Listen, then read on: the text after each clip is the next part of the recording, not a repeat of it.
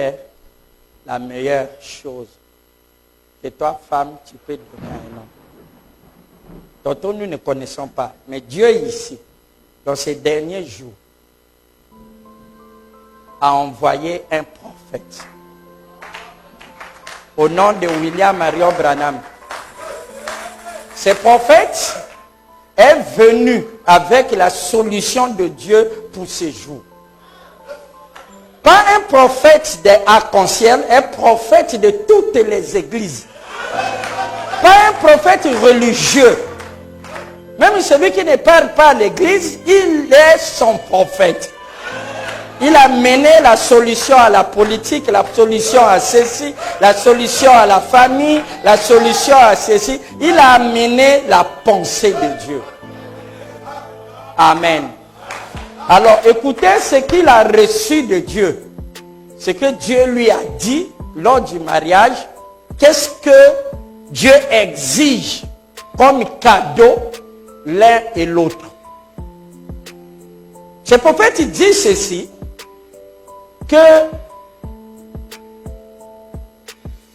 le plus beau et le plus grand cadeau qu'un homme, même s'il ne connaît pas, parce que nos passions, nos désirs nous ont embrouillés. Ma soeur Higuette, meilleur de tous les cadeaux que tu peux donner à ce monsieur, tu ne donneras pas aux frères Hardy des enfants. Les enfants, on ne se marie pas pour les enfants. De toute façon, on n'écoute pas les enfants pleurer dans le ventre d'une femme pour dire que non, là, il y en a beaucoup, je peux prendre. Vous êtes d'accord avec moi? Ce n'est pas les enfants. Ce n'est pas la nourriture ou des bons plats et tout. Le monsieur qu'on a préparé. D'ailleurs, on dit que les meilleurs cuisiniers, ce sont des hommes. Je crois que vous avez entendu ça. Alors, qu'est-ce que tu vas offrir?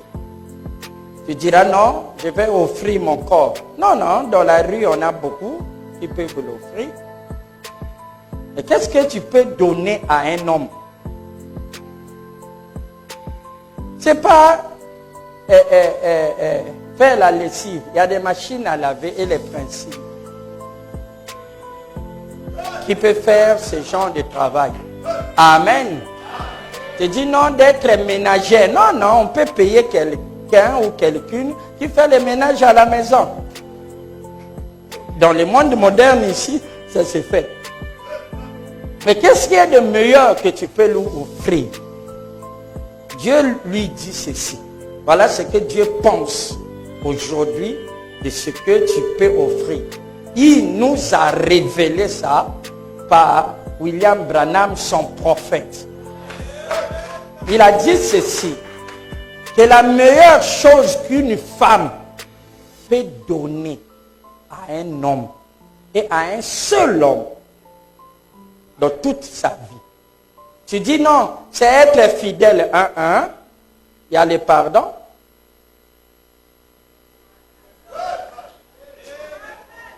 Mais quelle est la meilleure chose que tu peux offrir à ce monsieur? Et la parole de Dieu dit ici, vous êtes prêts? Ce n'est pas ma pensée, hein?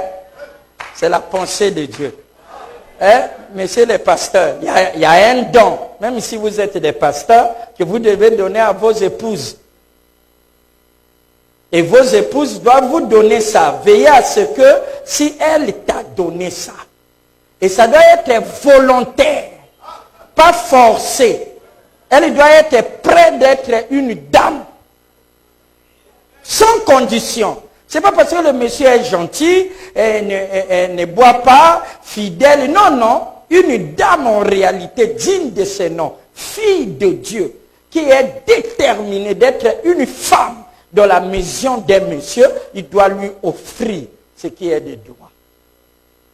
Ce qui est de droit qu'une femme va donner à un homme, c'est la soumission. Acclamez.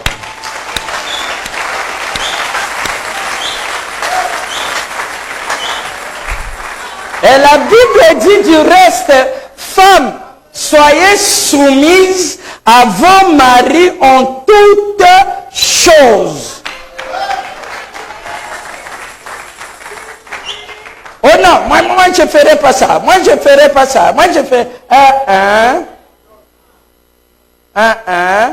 L'amour d'une femme pour son mari, c'est pas lorsque tu l'embrasses. C'est la soumission. Parce que vous savez, un père ou un enseignant ou un tuteur ou un leader aimera les disciples ou son fils ou sa femme. C'est celui qui essaie d'être selon ses instructions. Un enseignant, si le meilleur élève n'est pas là, son cours est gâché. Un père, le meilleur fils qu'il aime, c'est celui qui l'écoute. Tu peux dire, papa ne m'aime pas, maman ne m'aime pas. Est-ce que tu l'écoutes? Écouter veut dire faire exactement ce que lui, il a dans la pensée de ce que tu puisses être. Donc l'amour de Dieu est pour ceux qui lui sont soumises. Qui fait exactement leur pensée. Donc le meilleur don, ma soeur, peut-être que tu ne comprends pas. Si tu veux avoir un homme, tu n'as pas d'autres outils plus puissants que d'être totalement soumise. Tu diras, oh non, surtout mon mec là, mais si je suis soumise, mais il abusera de moi. On ne peut pas abuser la soumission.